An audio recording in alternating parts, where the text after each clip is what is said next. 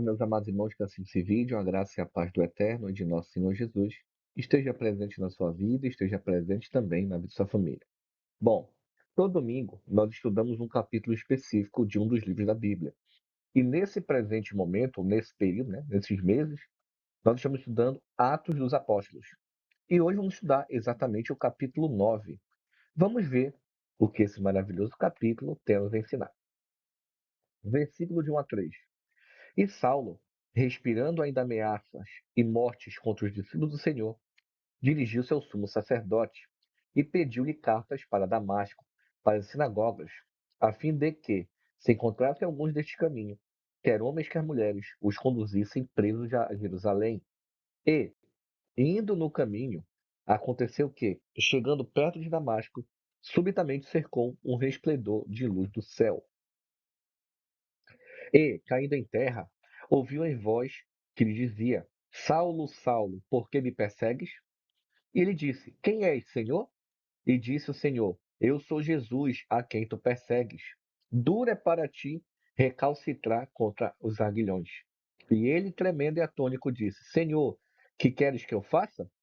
E disse o Senhor: Levanta-te, entra na cidade, e lá te será dito o que te convém fazer. Percebemos aqui que Saulo, ele achava que estava fazendo o que era certo, porque ele estava seguindo a religiosidade. Ele estava seguindo o que a placa da igreja dele defendia, mas ele não fazia ideia do que estava fazendo.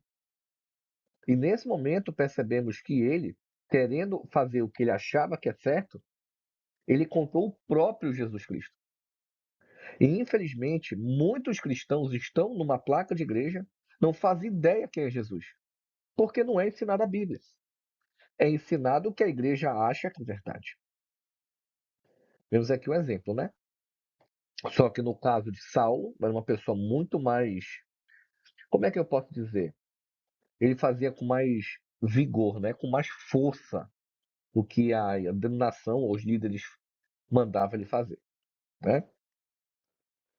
Versículo 6 a 9. E os homens que iam com ele pararam espantados, ouvindo a voz, mas não vendo ninguém. Então você imagina as pessoas que estavam com Saulo ouvindo a voz e não vendo ninguém.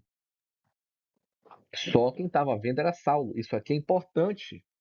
Saulo estava vendo Jesus, ninguém mais. Tá? E Saulo levantou-se da terra e, abrindo os olhos, não via ninguém. E, guiado pela mão, o conduziram a Damasco. Aqui ninguém diz quem foi que guiou Saulo. Não fala se foram aqueles homens que estavam com ele. Aqui não entra em detalhe nesse ponto, tá? Pelo menos nessa tradução não entra. E esteve 3 dias sem ver e não comeu nem bebeu. Eu fico mais de 9 horas sem comer, 10 horas, eu começo a ter um piripaque, né? Minha pressão começa a cair. Então, Saulo, ele era muito forte, ou Deus estava protegendo ele, que eu prefiro a segunda opção. 10 a 12. E havia em Damasco um certo discípulo chamado Ananias. E disse o Senhor em visão: Ananias. E ele respondeu: Eis-me aqui, Senhor. E disse-lhe o Senhor: Levanta-te e vai à rua chamada Direita, e pergunta em casa de Judas por um homem de Tarso chamado Saulo, pois eis que ele está orando. E numa visão ele viu que entrava um homem chamado Ananias, e punha sobre ele a mão para que tornasse a ver. Interessante, né? Quando Deus, através de Cristo, quer salvar alguém, ele salva. Basta a pessoa querer. Mas tem algo importante. Por que eu falei isso? Pois ele estava orando. Saulo estava orando. Saulo não estava assim, não. Meu Deus, não. Ele estava orando. Então ele estava buscando o Deus vivo. E respondeu Ananias: Senhor, há muitos ouvi acerca desse homem. Quantos males tem feito aos teus santos em Jerusalém?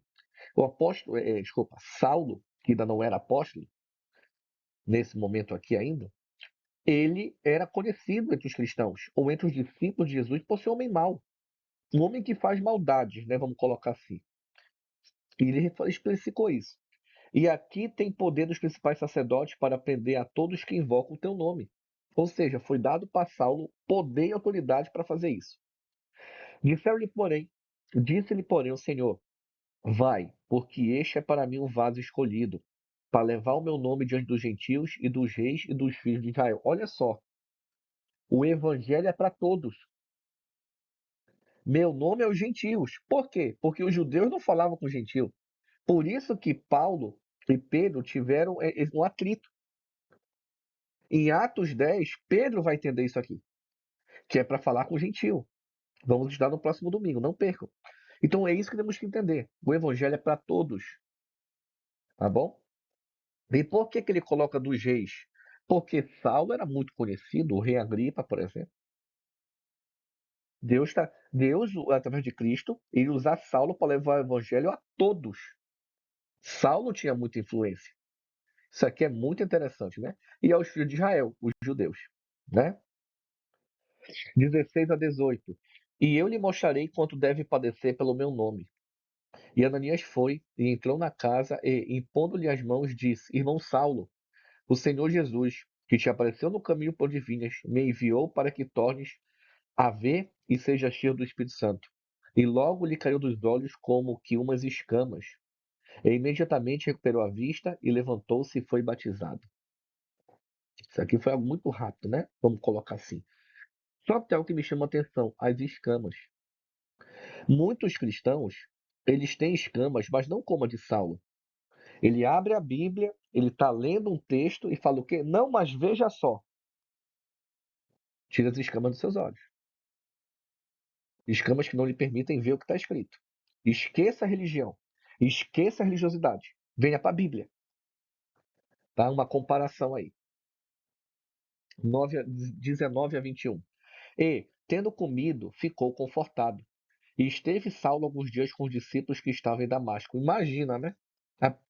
Eu falo a verdade, irmão. Se fosse eu estaria aqui, meu Deus do céu, o que esse maluco está fazendo aqui? Eu ficaria altamente desconfiado no início, né? E logo nas sinagogas pregava Cristo, que este é o Filho de Deus. Ah, aí quando eu estudasse uma pregação dessa eu ficava aliviado. Mas olha a pregação, que Cristo é o Filho de Deus.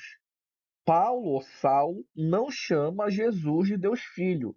Não caia na mentira de Satanás de Babilônia. Mais uma vez a Bíblia destruiu a Trindade. E todos os que ouviam estavam atônitos e diziam: Não é este o que em Jerusalém perseguiu os que invocavam esse nome? E para isso veio aqui para levar os presos principais sacerdotes? Aí o pessoal começou a ficar: Ué, o que ué? É, é isso, é. Não era esse que era para aprender? Pregando agora. Mudança de vida. Paulo reconheceu que estava errado. Se arrependeu. 22 a 24. Saulo, porém, se esforçava muito mais e confundia os judeus que habitavam em Damasco, provando que aquele era o Cristo. Por que Paulo se esforçava mais? Lembra quando Paulo diz que ele é o pior dos pecadores porque perseguiu? É por isso. Ele reconheceu. Entende? Nós temos que entender, associar a Bíblia na Bíblia. Paulo falava que era o menor dos apóstolos e o pior dos pecadores. Por isso ele se esforçava mais. Uma coisa muito linda, irmão. Isso é uma coisa muito linda. E, tendo passado muitos dias, os judeus tomaram conselho entre si para o matar. Olha o nível que chegou, né? Mas as suas ciladas vieram ao conhecimento de Saulo, e como eles guardavam as portas, tanto de dia como de noite, para poderem tirar-lhe a vida. Então, os homens de Deus, né, queriam matar o seu irmão, o viam como inimigo.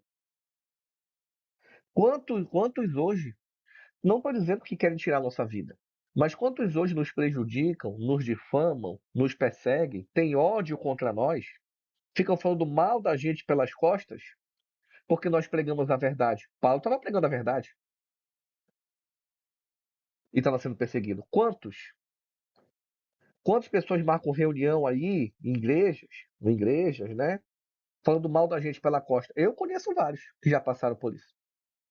Eu conheço. Eu fui um que passei. E eu tenho prova. Eu não falo da boca para fora, não. E eu me sinto feliz. Porque eu estou pregando a verdade, assim como Saulo passou por uma perseguição. Eu também vou passar e já passei. Quem prega a verdade é perseguido. Quem não prega a verdade não acontece nada.